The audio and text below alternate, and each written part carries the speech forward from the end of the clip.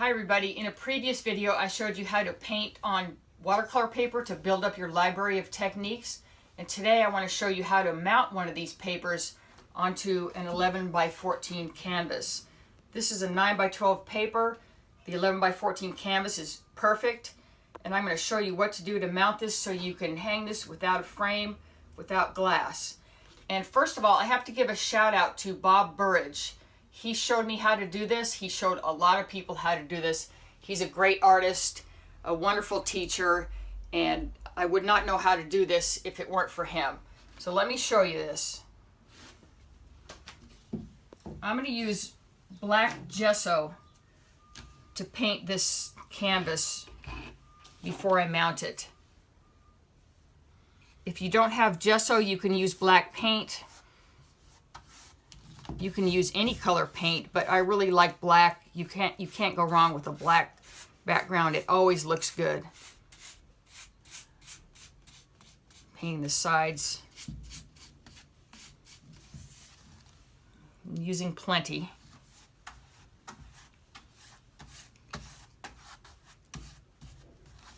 I'm not going to cover the whole canvas because the paper is going to cover the center part, but I just want to make sure I get my edges done really nicely. And this can be touched up later on if it's not perfect, if I find something that I missed later. But the main thing is to get this black down before I mount the paper.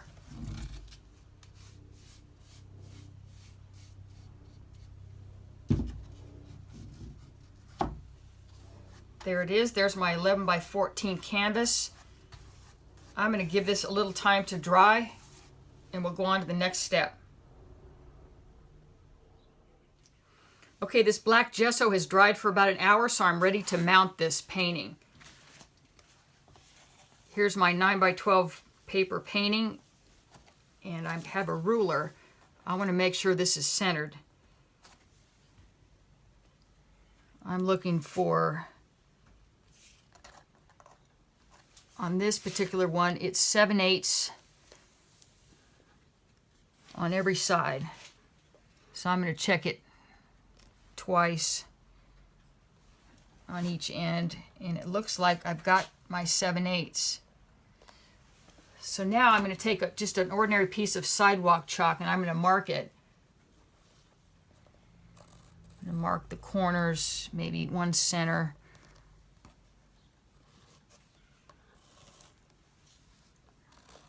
This will come off later. This chalk is easily wiped off.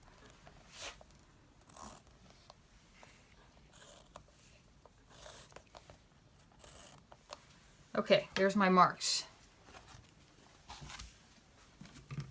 Now I'm going to take some gel medium. This serves as my glue. It dries clear, and I'm going to put it right to the edge of my chalk marks. Cover the whole area.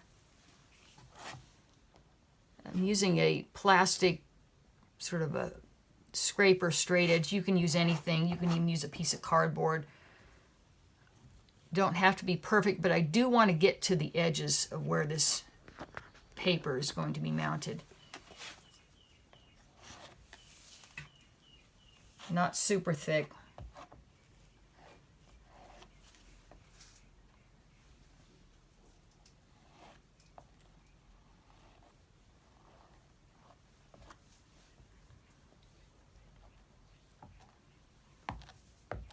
Okay, I've got the canvas covered. Now I'm going to do the same thing with the back of the paper.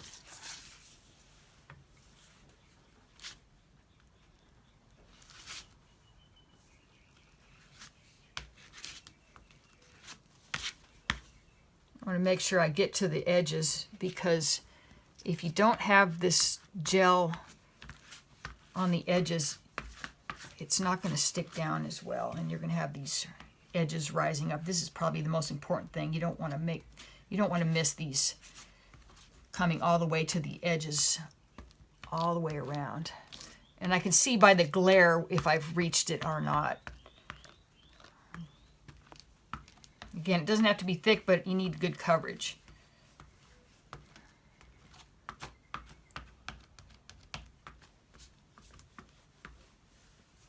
Okay, and I will put a link to the things I'm using, this gel medium, put a link in my description so you can get some of this.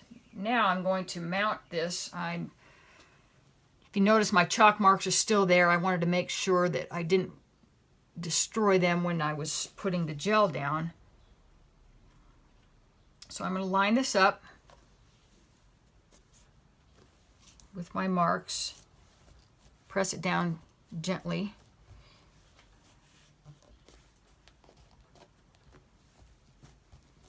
Now, my table is full of dried paint, so I want a clean surface. I'm going to flip this over, but I really want a clean surface because some of this gel, when I flip this over, is going to squish out, and I don't want to be adhering dried paint to my nice clean painting here. So I'm flipping it over, and I'm going to burnish this down from the center out.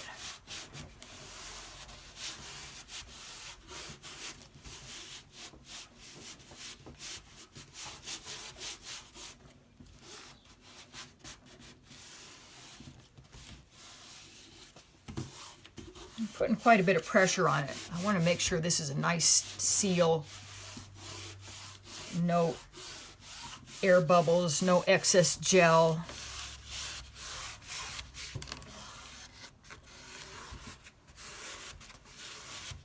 So it's pretty well burnished down now, but what I'm going to do is I'm going to flip this over and check it to make sure it didn't move. See, it did move a little bit. So what's good about this gel medium, it stays wet enough where you can slide this back into place if it does move. And I'm going to check with my ruler one more time. Yeah, that looks pretty good. Okay, we're still good. Wipe off just a little bit of the excess gel.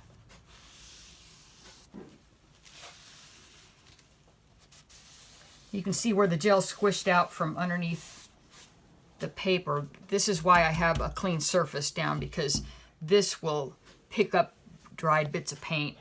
So now we're nice and centered. I'm going to flip it back over, and I'm going to weigh this down. I use my big jugs of paint. There's a lot of uses for paint besides painting, and so I'm getting a nice full jugs of paint. You can use any type of weight that you have.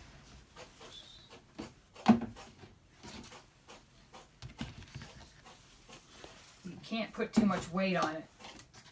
So I'm even going to weigh down the corners here.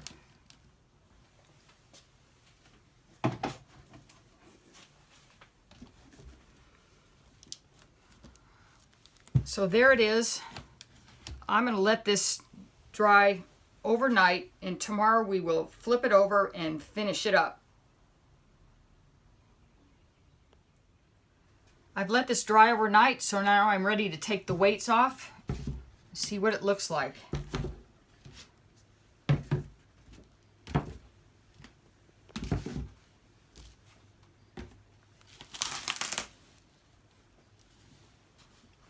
Okay, there it is. There's some places where this gel medium has dried and left shiny spots.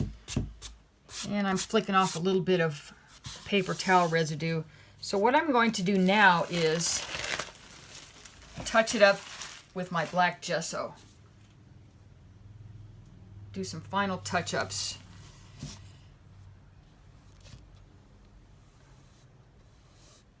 I'm just hitting it again in some areas, and I'm checking my edges to make sure I painted the black all the way down.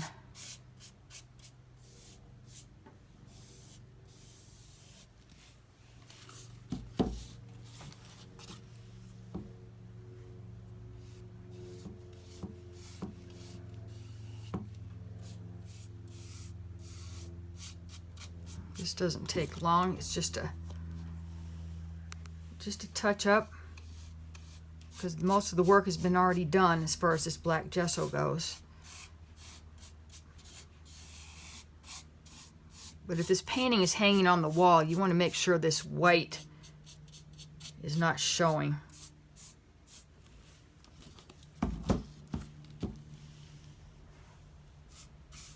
See where I missed some spots.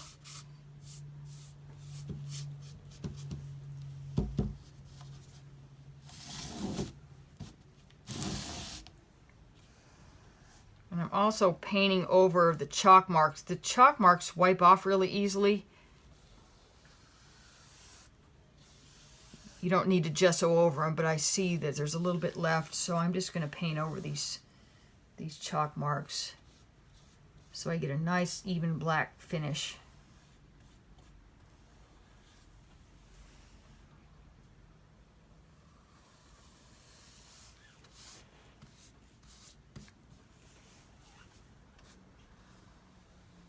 Okay, it looks really good. And when this dries, which won't take long, this will just be a few minutes, I'll have a final step which will weld this all together. The black gesso touch-up is dry, so now it's on to the final step. I'm going to be using Minwax Polyacrylic Protective Finish. I use clear gloss, but it also comes in semi-gloss. It's just a personal preference. I coat all my acrylic paintings in this, but it's going to work really well for this type of a mounting. So now I'm going to put my trusty upside down yogurt cups down to raise this off the table a little bit. That way the drips can fall where they may. And I'm stirring this. This has a milky look, but it dries clear. Just going to paint it on. The only problem I've seen with people using this is they don't use enough. So if you get brush marks, it means you're just not putting enough on. You really want to lay this on. You can even pour it on if you want. Spread it out with a brush. I just want to make sure I get in the top first, and then I'll go around the edges.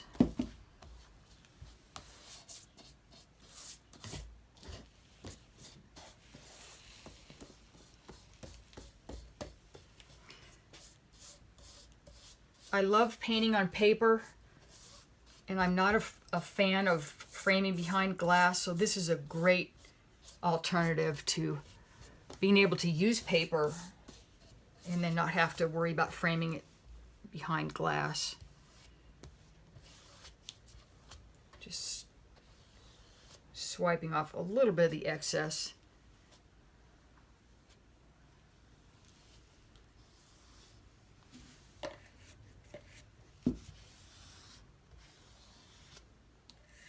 This is self-leveling. Again, if you use too little, you might get some brush marks, but you can see the way this is running around. I have plenty on here.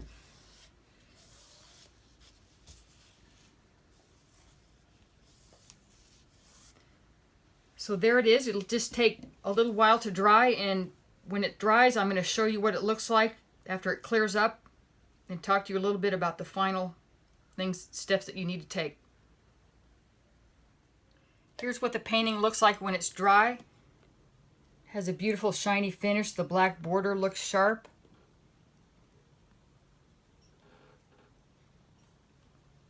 And the only thing left I have to do is to decide whether I want to hang it vertically or horizontally and wire it in back accordingly. And if you don't know how to wire the back of the painting, I've done a video on that also. I have a link in the description below this video. I also have a link to the other related videos I've done on this topic as far as painting on the paper, as well as one about why I love these particular canvases. There are links to all the supplies that I used in creating this, and I hope you'll check it out. And subscribe if you haven't already. For those of you who have already subscribed, I really appreciate it. And we'll see you in the next video. Have fun, and thanks.